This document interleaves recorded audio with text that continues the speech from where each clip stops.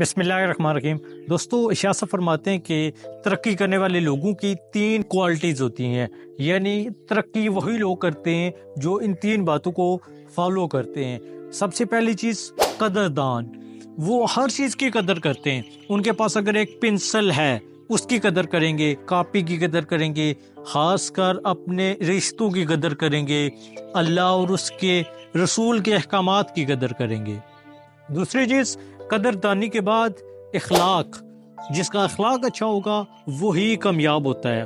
نبی اکرم صلی اللہ علیہ وسلم نے فرمایا کہ تم سے بہتر وہ ہے جس کا اخلاق اچھا ہے۔ تقوی، پرہیزگاری اختیار کرنے والے لوگ کامیاب ہوتے ہیں، یہ ان کی دوسری نشانی ہوتی ہے۔